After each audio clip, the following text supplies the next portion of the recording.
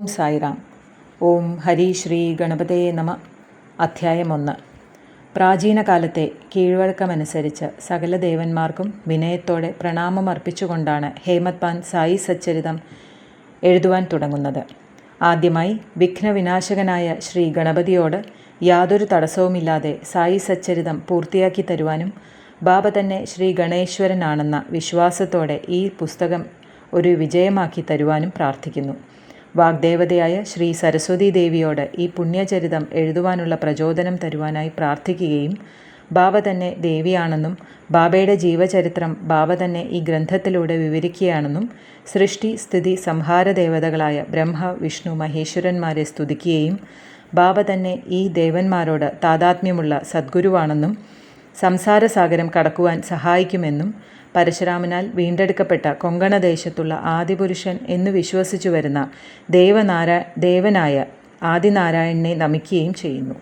ശേഷം ഹേമത് പാന്തിൻ്റെ ഗോത്രനാഥനായ ഭരദ്വാജ മുനിയെയും മറ്റു ഋഷികളായ യാജ്ഞവൽക്യൻ, ഭൃഗു, പരാശരൻ, നാരദൻ, വേദവ്യാസൻ, സനകൻ, സനന്ദൻ, സനൽകുമാർ, ശുഗൻ, ശൗനകൻ, വിശ്വാമിത്രൻ, വസിഷ്ഠൻ, വാൽമീകി, വാമദേവൻ, ജൈമിനി, വൈശമ്പായനൻ, നവയോഗീന്ദ്രൻ മുതലായവരെയും ആധുനിക ഋഷികളായ നിവൃത്തി, ജ്ഞാനദേവൻ, സോബൻ, മുക്താബായ്, ജനാർദ്ദനൻ, ഏകനാഥ്, നാമദേവ്, തുക്കാറാം, കണ്ണ നരഹരി മുതലായവരെയും മുത്തച്ഛനായ സദാശിവനെയും പിതാവായ രഘുനാഥനെയും തൻ്റെ ചെറുപ്രായത്തിൽ തന്നെ മരിച്ചുപോയ അമ്മയെയും പിന്നീട് വളർത്തിക്കൊണ്ടുവന്ന പിതൃ സഹോദരിയെയും തന്നെ വളരെ സ്നേഹിച്ച ജ്യേഷ്ഠനെയും അത്യന്തം ഭക്തിയോടും ശ്രദ്ധയോടും കൂടി ഈ ഗ്രന്ഥം വായിക്കാൻ അഭ്യർത്ഥിച്ചുകൊണ്ട് വായനക്കാരെയും ദത്താത്രേയ ദേവ അവതാരവും ബ്രഹ്മസത്യം ജഗന്മിഥ്യ എന്നു മനസ്സിലാക്കി തന്ന സമർത്ഥ സദ്ഗുരു ശ്രീ സായിനാഥനെയും ദൈവ ചൈതന്യമുള്ള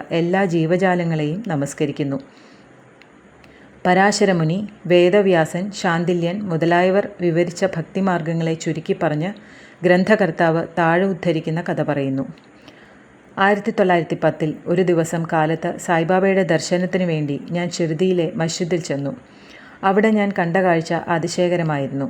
സായിബാബ വായും മുഖവും കഴുകിയ ശേഷം ഗോതമ്പ് പൊടിക്കുവാൻ തയ്യാറെടുക്കുകയായിരുന്നു. ബാബ നിലത്തൊരു ചാക്ക് വിരിച്ച് അതിന്മേലൊരു തിരികല്ല് വെച്ച് കുറച്ച് ഗോതമ്പ് ഒരു മുറത്തിലെടുത്ത് കഫ്നിയുടെ കയ്യ് ചുരുട്ടിക്കയറ്റി തിരികല്ലിൻ്റെ കുറ്റി പിടിച്ച് തിരിച്ചുകൊണ്ട് കുറച്ച് ഗോതമ്പ് തിരികല്ലിലിട്ട് പൊടിക്കുവാൻ തുടങ്ങി. ഞാനിത് കണ്ട് ഈ ഭിക്ഷാന്തേഹിയായ യാതൊരു ധനവുമില്ലാത്ത യാതൊന്നും സൂക്ഷിച്ചു വെക്കാത്ത ബാബ എന്തിനാണ് ഗോതമ്പ് പൊടിക്കുന്നതെന്ന് ആലോചിച്ചു. അവിടെ കൂടിയിരുന്ന മറ്റു പലരും അങ്ങനെ ആലോചിച്ചിരുന്നുവെങ്കിലും ബാബയോട് ഇതിനെപ്പറ്റി ചോദിക്കാൻ ആർക്കും ധൈര്യമുണ്ടായില്ല.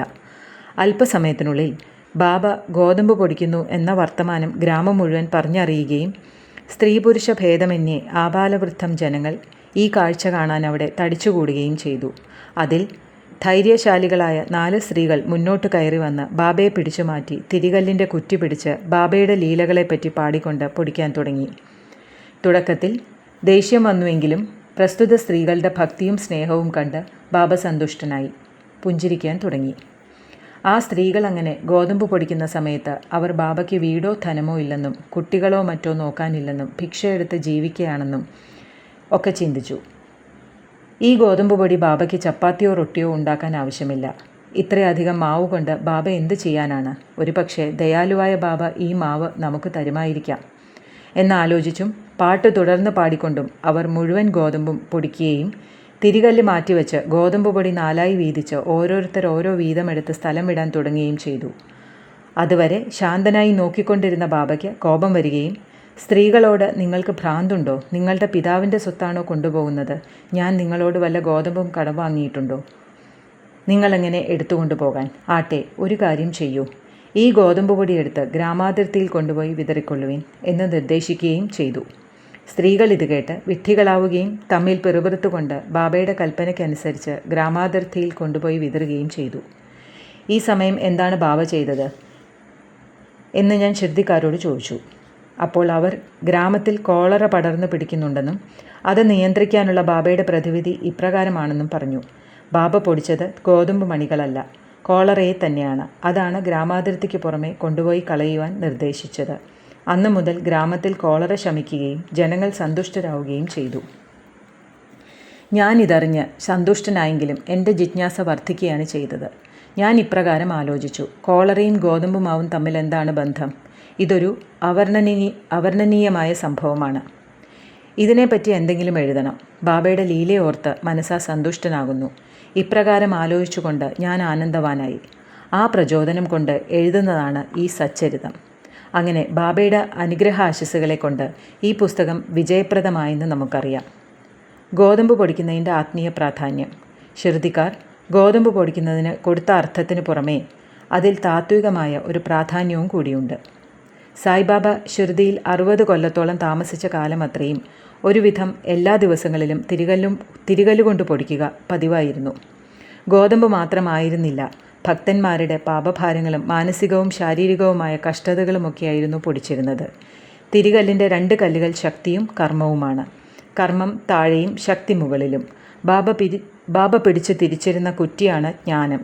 ജ്ഞാനവും ബ്രഹ്മജ്ഞാനവും വളർത്തിയെടുക്കാൻ വിട്ടുപോവാത്ത മട്ടിലുള്ള വികാരങ്ങളെയും ആഗ്രഹങ്ങളെയും പാപങ്ങളെയും സത്വരജ തമോ ഗുണങ്ങളെയും അഹങ്കാരത്തെയും പൊടിച്ചു കളഞ്ഞാൽ മാത്രമേ സാധ്യമാവൂ എന്നത് ബാബയുടെ ഉറച്ച അഭിപ്രായമായിരുന്നു. ഇത് കബീറിൻ്റെ മറ്റൊരു കഥ ഓർമ്മിപ്പിക്കുന്നു. ഒരു സ്ത്രീ ഗോതമ്പ് പൊടിക്കുന്നത് കണ്ടപ്പോൾ കബീർ ഗുരു നിബധരജ്ഞനോട് പറഞ്ഞു, ഞാൻ കരയുന്നത് ലൗകികത്തിൽ ഞാൻ ഈ തിരികല്ലിൽ ധാന്യം പോലെ പൊടിക്കപ്പെടുന്ന വേദന കൊണ്ടാണ്. നിബധരജ്ഞൻ പറഞ്ഞു, ഭയപ്പെടേണ്ട, ഈ തിരികല്ലിൻ്റെ പിടിയാകുന്ന ജ്ഞാനത്തെ ഞാൻ ചെയ്യുന്നത് പോലെ മുറുക്കി പിടിച്ചോളൂ. എന്നിട്ട് ദൂരെയൊന്നും പോവേണ്ട, അതിൻ്റെ മധ്യത്തെ നോക്കി തിരിച്ചോളൂ. നിന്നെ തീർച്ചയായും ആ പ്രവൃത്തി രക്ഷപ്പെടുത്തും. ശ്രീ സായിയെ നമിക്കുവിൻ. ലോകശാന്തി ഭവിക്കട്ടെ. ഓം സായിറാം. ഓം സായി രക്ഷക് ശരണം ദേവ.